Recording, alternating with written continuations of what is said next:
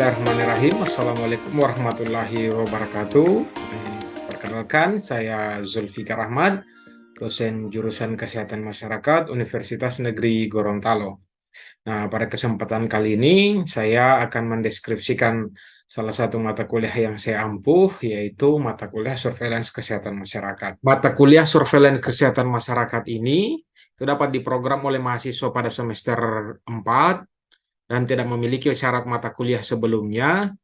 Kemudian mata kuliah ini juga memiliki beban SKS sebesar 3 SKS. Untuk capaian pembelajaran lulusan yang dibebankan prodi kepada mata kuliah ini ada sikap, pengetahuan, keterampilan umum, dan keterampilan khusus.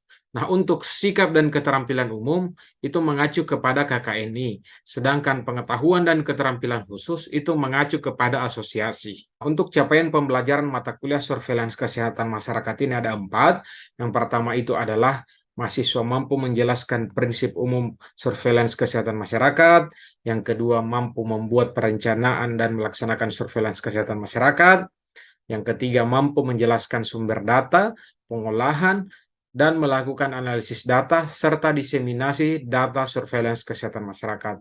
Yang terakhir, mahasiswa mampu menjelaskan aplikasi dan manajemen penyelenggaraan surveillance, serta memperagakan evaluasi sistem surveillance kesehatan masyarakat. Untuk subcapaian pembelajaran mata kuliah, itu selalu disampaikan setiap awal pertemuan untuk mata kuliah surveillance kesehatan masyarakat. Adapun media pembelajaran yang digunakan dalam mata kuliah ini yaitu menggunakan LMS yang dapat diakses oleh dosen dan mahasiswa melalui SIAT UNG ACID, kemudian PowerPoint, menggunakan aplikasi pengolahan data seperti Microsoft Excel dan SPSS, serta menggunakan Google Form yang digunakan untuk melakukan asesmen pada beberapa pertemuan. Kemudian aspek yang dinilai dari mahasiswa yaitu afektif, kognitif, dan psikomotorik yang dinilai selama pelaksanaan kuliah berlangsung. Adapun bentuk penilaian yang dilakukan yaitu kehadiran mahasiswa sebesar 10%, tugas dan kuis sebesar 20%, nilai ujian tengah semester sebesar 30%, dan nilai ujian akhir semester sebesar 40%, sehingga secara keseluruhan akumulasinya sebesar 100%. Untuk selanjutnya, saya akan tampilkan dokumentasi salah satu pertemuan untuk mata kuliah Surveillance Kesehatan Masyarakat.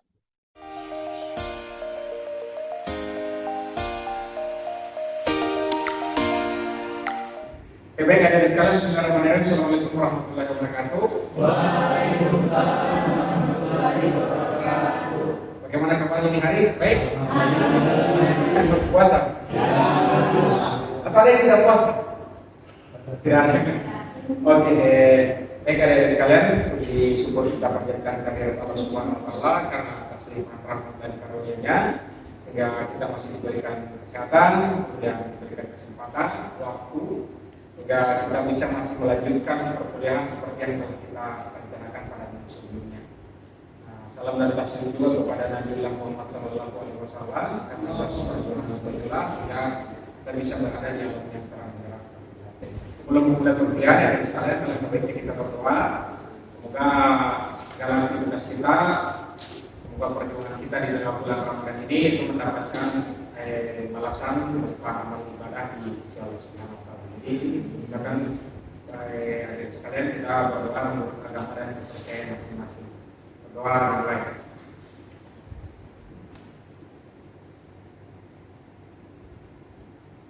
Oke, selesai. Mungkin kita absen dulu. Nah, absennya nanti silahkan ketua kelas yang absen di SIAT, karena kan di SIAT itu kan bisa diatur siapa yang bisa jadi ketua kelas. Jadi nanti ketua kelas kan absen saja semua teman-teman. Saya pikir hadir semua ya.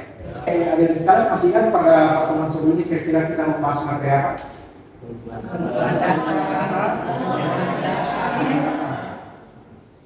Ada yang ingat teknik pengumpulan data apa saja?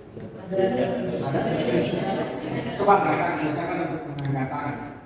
Nanti gini deh, di dalam kelas ini kan kita namanya juga masih belajar, jadi tidak apa-apa salah. Yang penting minimal kalian berani untuk menyampaikan pendapat. Tapi sebisa mungkin menyampaikan ya. Kalau salah kan ada yang marah, jadi tidak apa-apa. Kalau misalnya menyampaikan pendapat silakan. Oke, ada yang menyampaikan cari pengumpulan data? Oke. Untuk teknik pengumpulan data ada data primer. Data primer itu dari sumbernya langsung seperti dari wawancara atau mengisi kuesioner kepada orang tersebut. Kemudian ada data sekunder melalui perantara. Oke, data sekunder dikumpulkan melalui pihak atau pihak kedua atau pihak yang tertentu yang sudah melakukan pengolahan data, misalnya apa? Kesehatan. Oke, selain itu instrumen pengumpulan data apa saya? Dan sebenarnya, silakan ya. Untuk instrumen pengumpulan data itu ada berupa kuesioner, kemudian ada pedoman wawancara, juga observasi secara langsung. Oke, ada lagi yang mau menambahkan? Suruh. Ada juga label observasi. Oke, terkait dengan pengolahan data, ada yang masih ingat tahapan-tahapan pengumpulan data? Saya Pak. Ya, silakan. Jadi teknik pengolahan data itu yang pertama ada editing, kedua coding, ketiga tabulasi, keempat analisis data, dan yang kelima itu pengolahan data. Penyediaan data. Penyediaan data. Jadi setelah diolah, setelah dianalisis, kemudian disajikan dalam bentuk tabel atau narasi.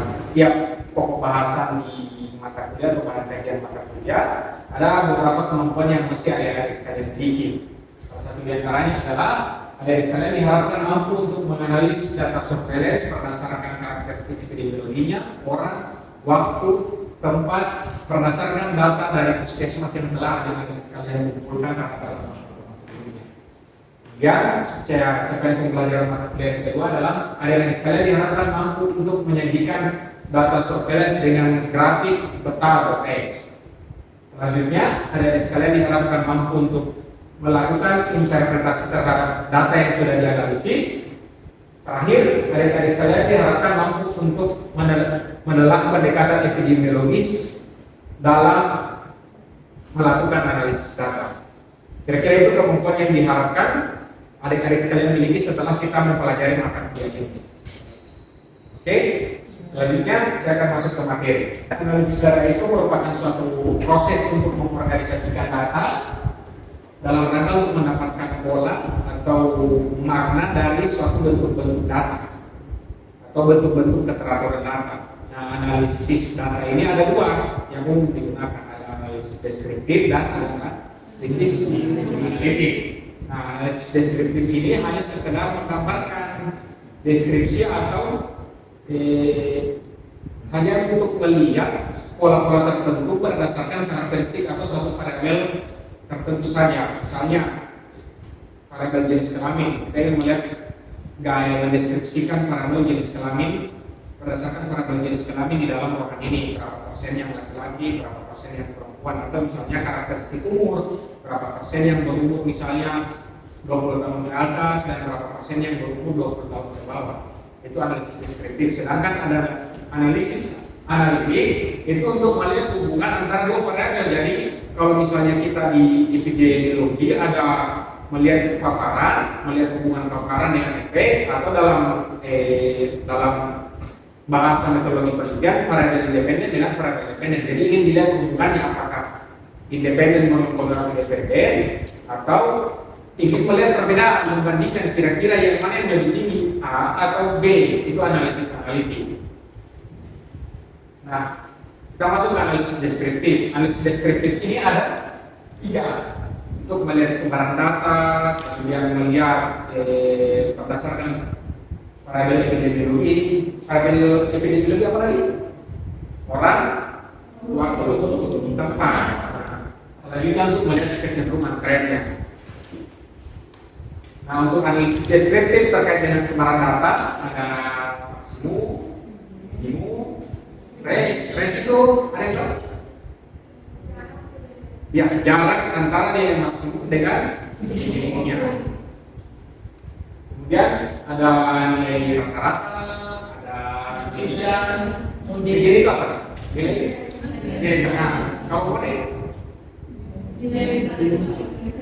Jadi yang paling sering muncul analisis deskriptif selanjutnya itu ada rasio, proporsi, dan rate. Nah, ada yang bisa kasih contoh untuk rasio?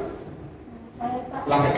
Jadi kalau ya, rasio itu kan perbandingan antara dua kejadian. Jadi misalnya dalam satu kelas itu terdapat 20 orang, baru terdiri dari 5 orang laki-laki dan 15 orang perempuan. Jadi rasionya itu 5:15.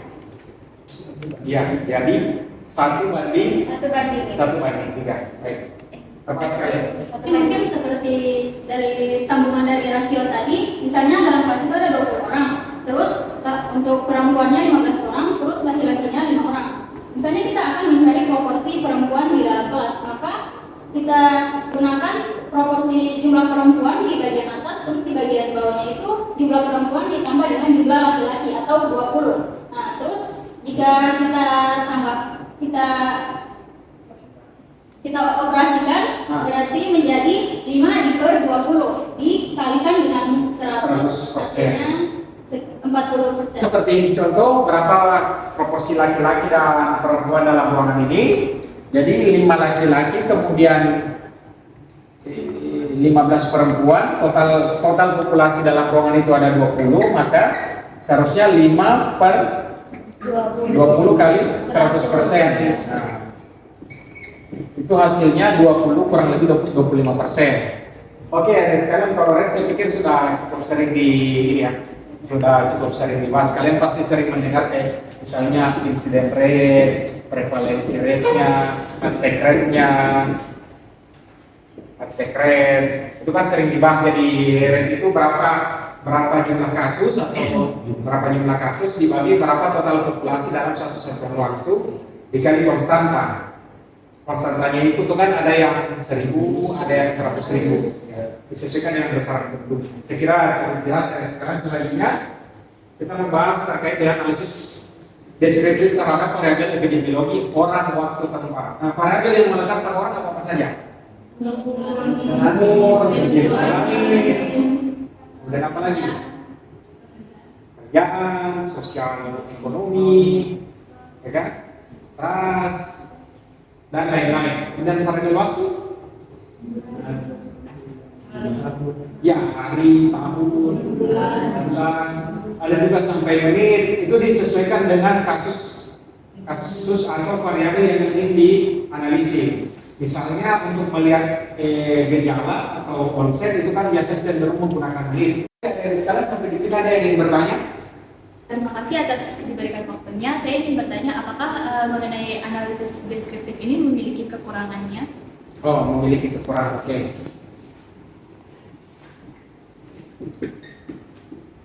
Oke. Selamat. Rasio proporsi dan rate ini apakah bisa digunakan untuk kegiatan lain atau hanya untuk pengumpulan data saja? Terima kasih.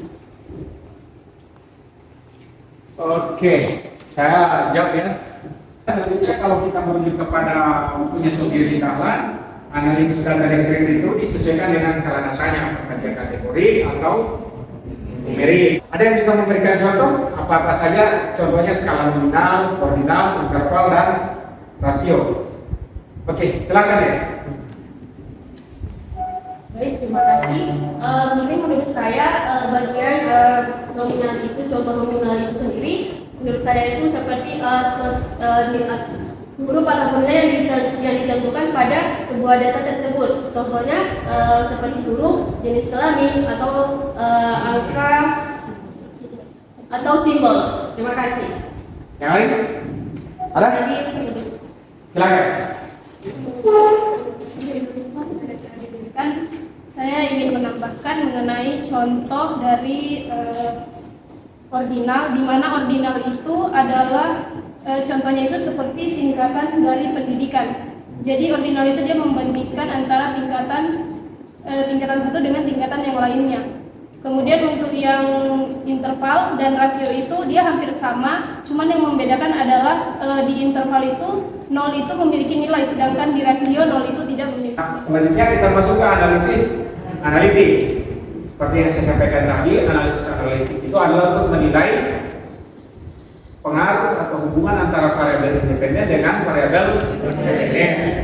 Nah, analisis analitik itu ada dua, ada analisis bivariat dan multivariat. Bivariat itu kan asal katanya bi, artinya ada dua. Jadi hanya ada dua variabel, antara independen dengan satu variabel independen, satu variabel dependen. Nah, sedangkan analisis multivariat ada banyak variabel independen, kemudian hanya satu variabel independen. Tapi oke. Ada banyak variabel yang berpengaruh. Misalnya apa? Ibu baru pendidikan ibu, usia perkawinan.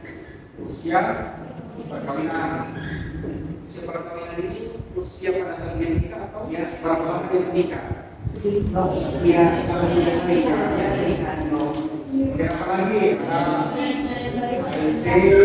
Status fisika diukur bilangnya, pemeriksaan AEC ya kan, beberapa variabel lain yang dianalisis secara bersamaan. Intinya, jadi ada banyak variabel yang kemudian dianalisis secara bersama-sama terhadap kejadian stunting. Nah, kalau dalam istilah epidemiologi ini kan determinan modality ini sebagai contoh ya, ada pengaruh status gizi dengan kejadian diare. Misalnya kita ingin melihat bagaimana pengaruh atau hubungan status gizi dengan kejadian diare. Itu kan ada dua variabel, kan ada independen, ada status gizi dengan kejadian diare. Nah, itu yang kita akan analisis. Tinggal masuk di sini.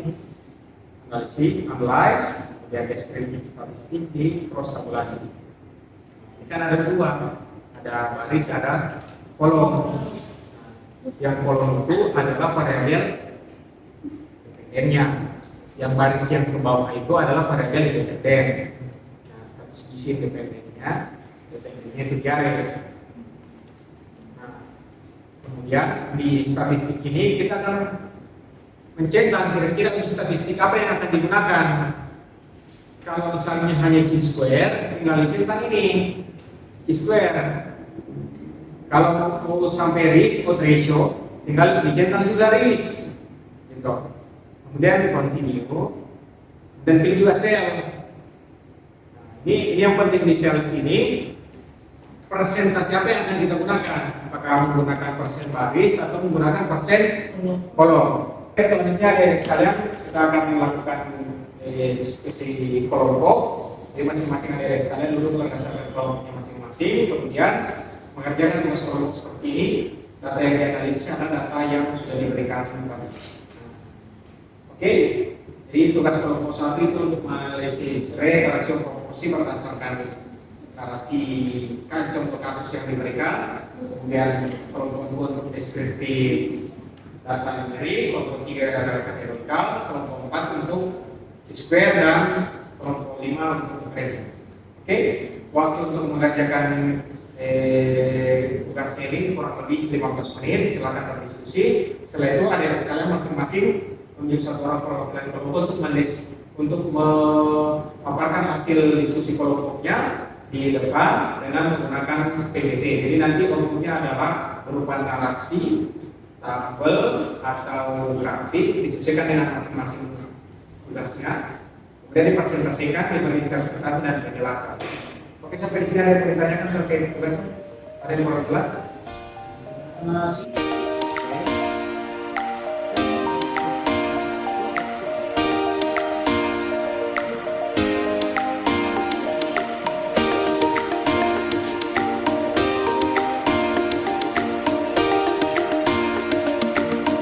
Buatkan saja tabelnya, kemudian diberikan interpretasi apa makna dari masing-masing angka ini.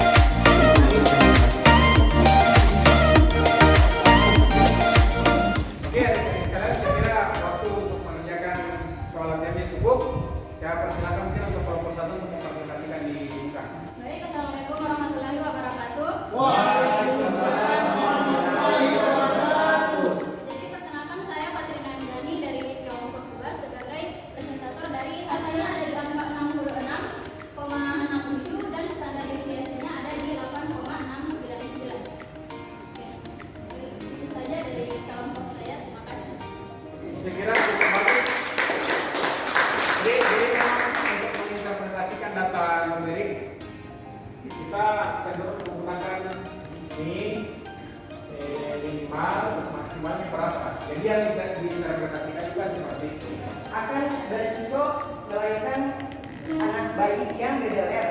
Hal ini signifikan berdasarkan uji statistik yang kami lakukan. Terima kasih. Assalamualaikum warahmatullahi wabarakatuh. Oke, kalau boleh ada tanggapan?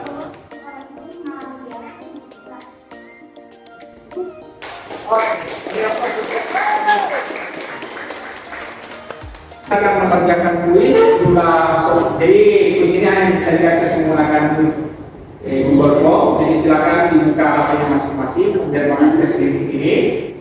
Isiannya itu ada kurang lebih biodata yang ada sekalian, nama dengan NIM, kemudian soal, jumlah soal kurang lebih sekitar 10 soal, masing-masing soal bernilai 10 untuk masing-masing soal. Jadi sebisa mungkin jangan mencapai. Ini hanya bentuk evaluasi terkait pelaksanaan pembelajaran kita pada siang hari ini. Oke? Waktu untuk mengerjakan soal kurang lebih sekitar 10 menit. Jadi silakan mengerjakan soal, jangan dicontek. Ya, ini link soalnya. Silakan mengerjakan soalnya.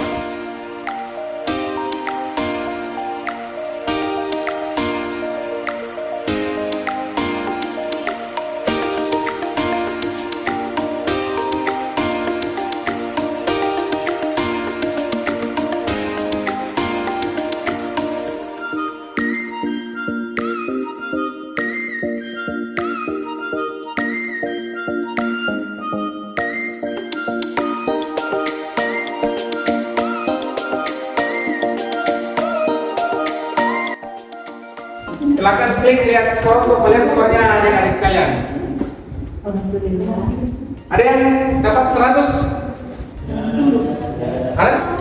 90? Berapa nilai tertingginya? 80 siapa?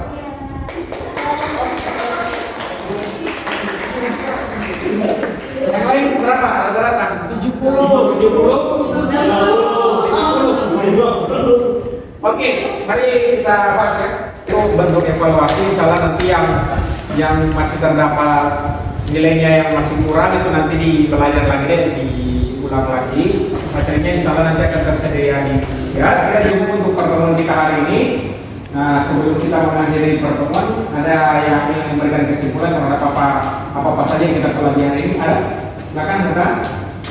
Oke, silakan. Pak, jadi hasil kesimpulan yang saya dapatkan pada pembelajaran kali ini itu analisis data terbagi atas dua, yaitu analisis deskriptif dan analitik. Analisis deskriptif yaitu Oke, sekiranya cukup. Beri aplaus. Ada lagi yang ingin memberikan kesimpulan? Oke, silakan. Baik, saya ingin menambahkan kesimpulan dari yang pertama tadi. Itu analitik itu terbagi menjadi komparatif dan korelatif. Oke. Ya, jadi analitik itu terbagi dua, ada analisis komparatif dan korelatif. Saya kira cukup ya kesimpulannya. Nah, untuk pertemuan kita pada pertemuan yang akan datang, kita akan membahas terkait bagaimana melakukan evaluasi terhadap pelaksanaan sistem surveillance yang ada di Puskesmas. Jadi kembali lagi, sebelumnya kan sudah turun untuk melaksanakan pengumpulan data, pengolahan data, dan analisis data. Nah, sekarang tugas kita kembali turun ke lapangan ke Puskesmas untuk programnya, untuk evaluasi program pelaksanaan surveillance yang ada di Puskesmas. Yaitu tugasnya nanti. Oke, saya kira cukup untuk pertemuan kita hari ini. Adik-adik sekalian, saya ucapkan terima kasih banyak atas kerjasamanya. Namun sebelum kita mengakhiri, mungkin alangkah baiknya kita berdoa dulu kepada Allah Subhanahu Wa Taala sehingga segala aktivitas kita, segala upaya kita, usaha kita untuk belajar itu mendapat balasan yang setimpal untuk pahala di sisi Allah Subhanahu Wa Taala. Berdoa baik.